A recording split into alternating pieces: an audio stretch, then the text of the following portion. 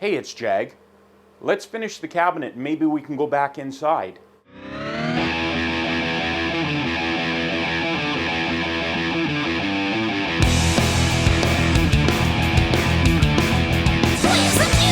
Yeah.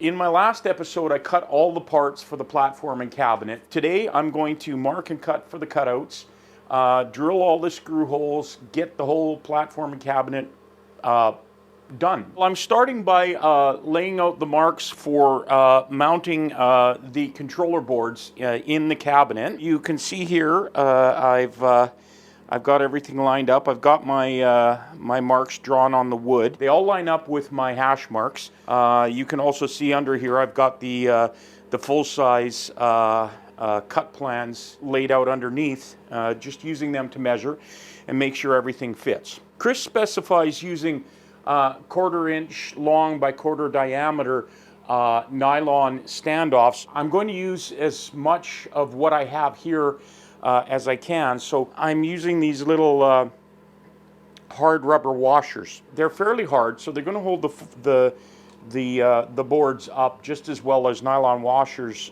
as nylon standoffs would. They're a little bigger around than I need, but that doesn't seem to be a problem for the fit here. I'm going to drill just a pilot hole in there. I don't know what size screws I will come up with to put in there.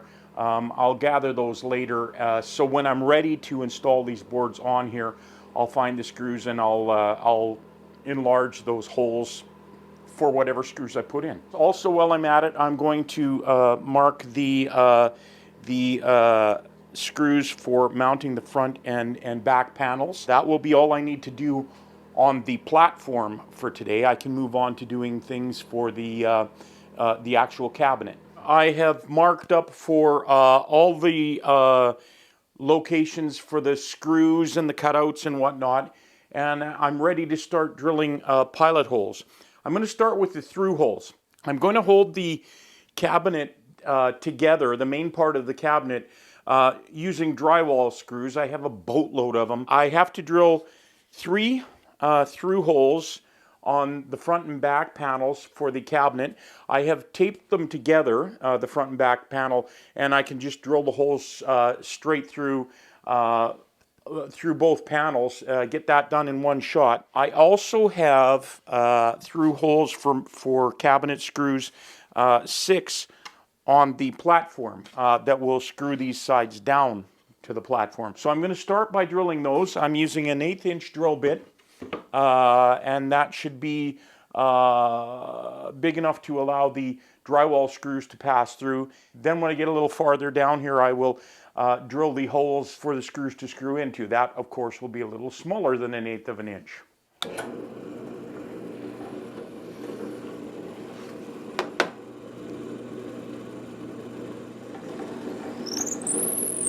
Okay, that's the through holes drilled for the main part of the cabinet. I'm going to make some countersinks for the heads of the drywall screws.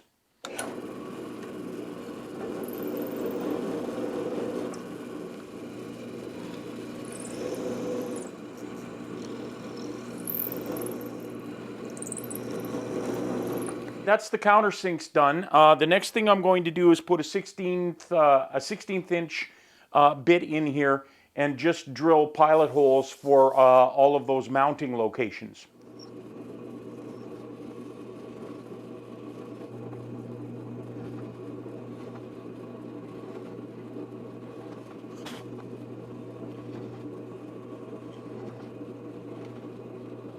I have one round through hole to drill for the cooling fan.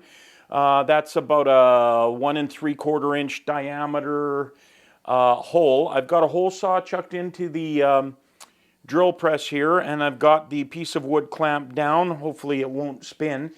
So I'm going to cut that right now, and that's going to make enough sawdust that probably should wear the mask.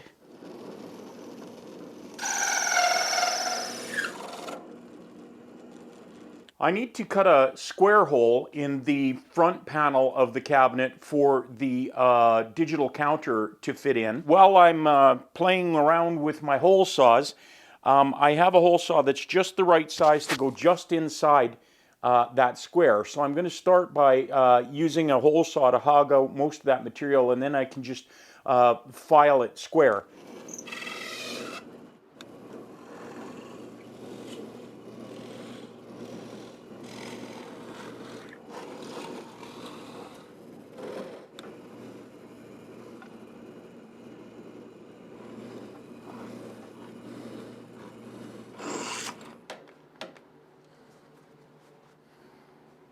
You'll probably want to start screaming at your monitors right about now. I don't know how this is going to go.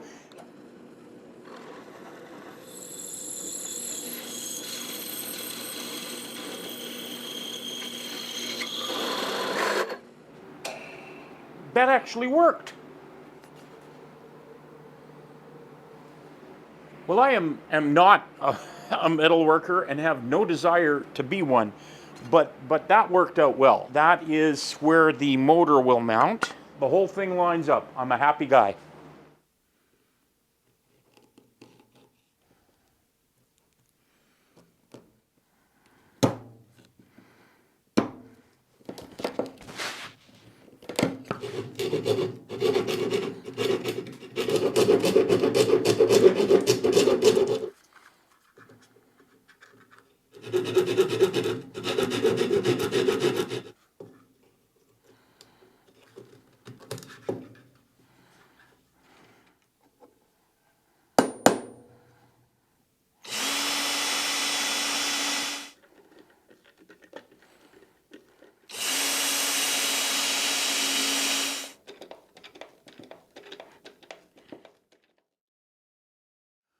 Well, there you are. One deluxe birdhouse, almost completed.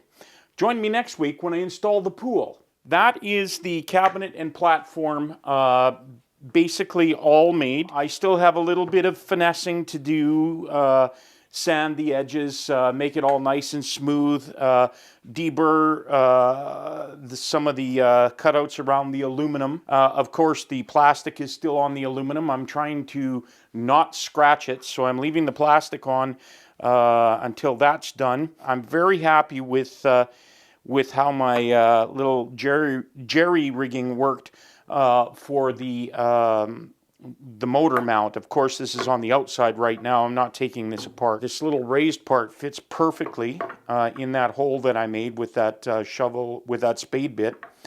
And the holes, the mounting screws line up perfectly. The counter fits in its slot perfectly. Also, a couple of things that I changed from the plans. I moved the hole for the power to the back. Chris specifies putting the hole right here on the front. I just don't like wires coming out the front more than they need to. I do have the USB cable will have to go in here. It has to because of the way the boards are being installed and whatnot. But other than that, there was no reason I could see why not to put the hole for the power in the back. And I have countersunk this, so when I put the female part of the plug in, it fits tight in the hole on the inside, and I'll glue that in. And then I just, like I say, countersunk in from the front so that the power jack can plug in there. I also made another change, which is on Chris's plans, he had specified a square cutout for the USB cable here. I couldn't see any reason to go to all the trouble of making another square cutout there. This one was difficult enough. So I just used a drill bit big enough that the USB cable can fit right through. I did put the Arduino board down in place, and the USB cable plugs in perfectly. So that's all I have time for today. I had to go on a bit of a hunt for screws. I have tons of screws, but they're kind of all mixed up in jars, and I thought I had separated out what I needed, and I hadn't. So I had to go find those. But I have everything put together. It's looking good to me. I'm really happy with it. This is feeling really solid. So once again, I didn't get to doing the bobbin plating.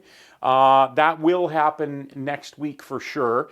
I don't really have too much other than that left to do here. Next week I will start by making that bobbin plate and fitting the probably fitting the live center and the traverse and the block for the tensioner column. Thanks for watching. Please click like, please subscribe, share the video if you found this entertaining or you learned something from it. Leave some comments below. Tell me what you think about how this is going. This should start going pretty quick after this. Once I get that plating done, I think we're on to basically doing the assembly of the actual electronic and mechanical parts. So like always, thanks for watching. Check out my band. The links are in the description below. And until the next video, we'll see you.